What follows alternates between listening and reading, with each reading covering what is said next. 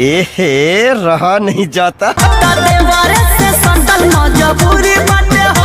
DJ कुंदन राजा। तो का हाल बा भाई लोग, आशा करतनी कि अच्छा होखा मस्त होखा। तो भाई लोग फिर एगो चंदन अंचल के गाना आ गेल बा कि चढ़ली जवानी तंदूरी बाटे हो आ देवरे से सटल मजबूरी बाटे हो। अभी बतावा उलाट पुलाट के कबो देवर वो खरीद पता खोद के ढोनी के। अब बतावा अब फिर देवर से सटे खातिर भौजी के काहे मजबूरी बा। चंदन अंचल का होले बाना ये गाना के कैसे मोड़ लेले बाना, कैसे लिखले बाना तो आवाज तुम लोग के ये गाना के माध्यम से तो लोग रोस्ट करके गावतनी हंसावतनी इंटरटेन करावतनी। एकरा पहले अगर हमारे यूट्यूब चैनल पर नया फैला जाए तो सब्सक्राइब कर जा, अगर फेसबुक पेज पर फैला जाए तो पेज के फॉलो कर जा। तो आवाज बिना देर पहले हम सुनावतनी कि चढ़ली जवानी तंदूरी बाटे हो आ देवरे से सटल मजबूरी बाटे। चंदन अंचल के गाना बा आवाज तो हम लोग के सुनावतनी।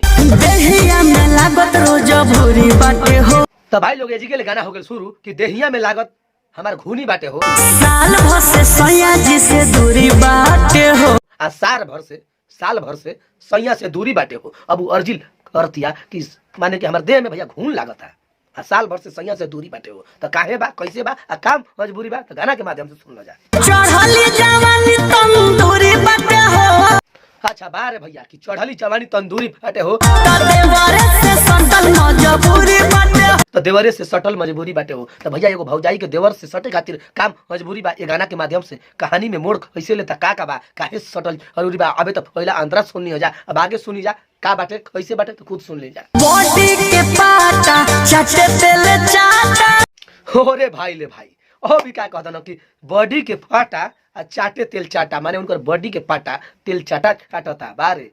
तो भैया बॉडी के एकर फाटा के तेल चाटा चाटी तो ओकर तो कोई न कोई के सटल मजबूरी न रही। तो गाना के माध्यम से और आगे सुनी कैसे मोड़ लेके आ कैसे मजबूरी खराब होता देवर से सटे के तो खुद सुनी। सैया के नहीं बुझाता, हाँ तो भैया ये तो तेल चाटा चाटता मगर सैया के कुल बुझाते नहीं के।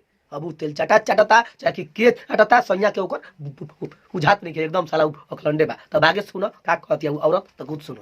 देवरे बालो की चालू करके चल, हो बारे भैया का कह दली रे भैया देवरे बा लकी आ चालू को के चौकी का करता कि खूब पीसता है आटा एकदम। तो बारे तोर देवर तो भैया अब तो हकी तो खुद बाकी भैया के चौकी हिल गेल बा आटा पीस के। तो आगे सुनो जा का कहते नहीं नापे के पड़ी चौहदी सब। अच्छा चंदन अंचल के माध्यम से गाना सुन लो जा कि ना ही नापे के फरी चौहदी सकी, चौहदी के नापे के ना परी। अब आगे के का करे के फरी तो खुद सुन लो जा गाना के माध्यम से। अच्छा चीज घरवा के घर में सदी सकी माने वो औरत अपना सखी से इलाप करतिया। चंदन अंचल आवत न तो गाना के माध्यम से आगे सुनी जा और कहता तो खुद सुन लो जा। अच्छा ठीक कहते खोरे के ना फोरे जी हजूरी बाटे, माने कोई के जी हजूरी नहीं करके ए हो आवो ए आओ मनवा में छूटा छुरा छुरी बाटे हो, आओ आ मनवा में छूटे छुर छुरी बाटे हो। ठीक कहती है कि कोई के मान लो तू आवा हो तू आवा खोरे के नहीं के खुद घरे के घरे में बा आ मन में छुर छुरी छुड़ता। तब आगे भैया गाना के माध्यम से अब लास्टे बा एगो एपिसोड बा खुद सुन लो जा। अंगे अंगे भइल अंगूरी बाटे हो, वाह का सॉन्ग अब तो चंदन अंचल कि अंगे अंगे भइल अंगूरी बाटे हो। बारे भैया अब आगे का कहब खुद है वीडियो देखे वाला आदमी जानता ना तो कहता वो देवरे से सटल मजबूरी बाटे हो। हाँ तो लो जवन चाहत रहा तो सुनाई दल तो देवरे से सटल मजबूरी बाटे। ई चंदन अंचल के गाना बा भैया कुल ढोड़ी पर गा के आ फिर उलाट है ना देवरे कुल करता मगर फिर आके एपिसोड में उल्टा कर दो ना ये गाना के माध्यम से। अगर ये गाना तो लोग अच्छा लगा तो लाइक कर जा शेयर कर जा, अगर हमारे यूट्यूब चैनल पर नया बन सब्सक्राइब और फॉलो कर जा फेसबुक पेज के।